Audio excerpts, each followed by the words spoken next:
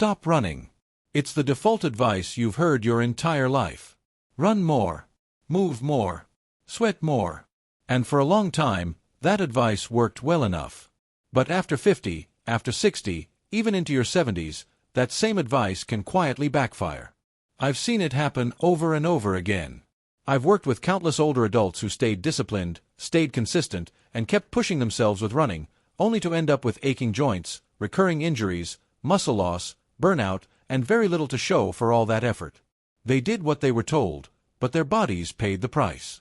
Here's the truth most people are never told. After 50, your body changes in real and measurable ways.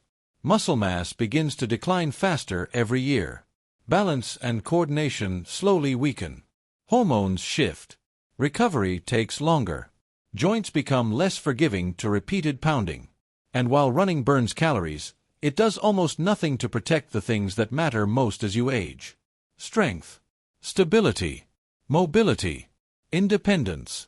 You can run 5 days a week and still struggle to get up off the floor. You can jog every morning and still feel stiff, unstable, and tired. Running doesn't train your body for life. It trains you to run. The good news is this. There is a better way. A smarter way. A way that's backed by science and designed for how the body actually works after 50. Today, I'm going to show you 5 simple full body movements that rebuild strength, restore energy, improve balance, and protect your joints. You can do them at home. No gym. No pounding. No exhaustion. They're safe, proven, and surprisingly effective, especially for people who thought cardio was their only option. For many, one of these movements completely changes how their body feels. Before we start, drop your name and where you're watching from in the comments. We'd love to hear from you. Let's begin with a movement that's often misunderstood but absolutely essential after 50. Core training is not about chasing a flat stomach or visible abs. It's about protecting your spine, improving balance, and giving your body a stable foundation for every movement you make. After age 50, muscle loss accelerates at a rate of 1 to 2% per year, and the deep core muscles are often the first to weaken. When that happens, posture suffers, back pain becomes common, balance declines, and the risk of falling increases. That's where the high-to-low plank comes in. It's a simple movement, but it activates the deep abdominal muscles, the shoulders, the glutes, and the nervous system all at once. Research shows that dynamic planks improve neuromuscular coordination, which means your body becomes quicker and smarter in its reactions. That's critical for preventing slips and falls. This movement also mimics real-life transitions like getting up from the floor or catching yourself during a stumble. And here's something most people don't realize. Running barely trains your core at all. That's why so many runners still deal with back pain and instability. To perform this movement, start in a high plank position on the floor or on an elevated surface like a bench or counter. Hands under shoulders. Body in a straight line. Knees or toes on the ground depending on your strength. Lower one forearm to the floor, then the other, moving into a forearm plank. Press back up one hand at a time. That's 1 repetition. Keep your hips steady. No twisting. No rushing. Start with 5 or 6 reps, rest, and repeat for 2 to 3 sets. If that feels too challenging, hold a forearm plank for 10 to 15 seconds or perform the movement against a wall. Control matters more than speed. The second movement may be the most important exercise any person over 50 can learn. The deadlift. This isn't about lifting heavy or straining. It's about learning how to use your body the way it was designed to move. The deadlift mimics everyday life. Picking up groceries. Lifting laundry. Standing up from a chair. The kettlebell deadlift strengthens the posterior chain, your glutes, hamstrings, and lower back. These muscles stabilize your hips, protect your spine, and prevent falls. After 50, they weaken quickly, especially if you spend long hours sitting. Studies show that resistance training, especially deadlift patterns, improve bone density, insulin sensitivity, balance, posture, and even cognitive function in older adults.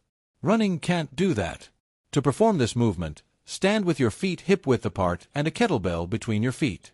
Hinge at the hips, not the waist, and grab the handle with both hands.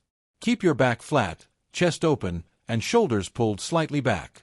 Drive through your heels and stand tall while squeezing your glutes. Lower the kettlebell slowly by pushing your hips back.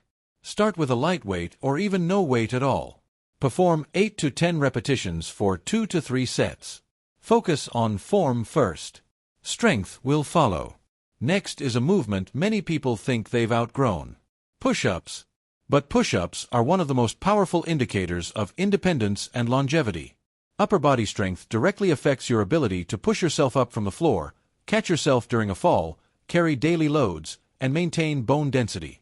Large studies have shown that people who can perform modified push-ups have significantly lower risk of heart disease, regardless of age. Push-ups don't just burn calories. They build muscle that continues working long after the exercise is done. And they're incredibly adaptable. If you're a beginner, stand about 2 feet from a wall and place your hands at shoulder height. Lower your chest toward the wall and push back. If you're ready for more, perform knee push-ups on the floor. Hands under shoulders. Knees down. Body in a straight line. Lower slowly and press back up. Perform 2 to 3 sets of 6 to 10 reps. Move with control. Progress at your pace. Strength doesn't disappear with age. It disappears when we stop asking for it. The fourth movement focuses on one of the biggest predictors of healthy aging. Balance. Not the kind where you stand still on one foot, but the kind that allows you to recover when you trip, step off a curb, or move through daily life with confidence. The single-leg Romanian deadlift trains balance, hip strength, ankle stability, glute activation, core control, and brain-body coordination all at once. After 50, your body's ability to sense position naturally declines, which increases fall risk. Single-leg movements retrain the nervous system and improve reaction time faster than static balance drills.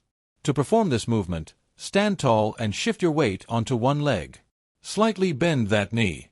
Hinge at the hips while extending the opposite leg behind you. Your torso and lifted leg should move together like a lever. Keep your back flat and your core engaged.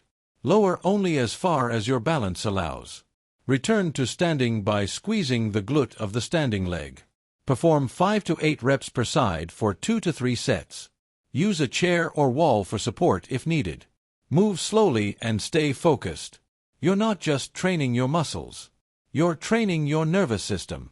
The final movement may look small, but it has an enormous impact on your health and longevity. Grip strength. Your grip strength is one of the strongest predictors of overall health and lifespan after 50. In large studies, low grip strength has been linked more strongly to early death than high blood pressure, obesity, or smoking. Grip strength reflects total body muscle health and nervous system function. Strong hands mean greater independence. Carrying groceries. Opening jars. Holding onto railings. Catching yourself if you slip. Training your grip is simple. Grab a stress ball, squeeze ball, or rolled towel. Hold it in one hand and squeeze firmly for 5 seconds, then slowly release. Repeat 10 times per hand. Perform 2 to 3 sets once or twice per day. Breathe normally. If you feel pain, numbness, or tingling, stop and consult a professional. This small habit delivers powerful long-term benefits.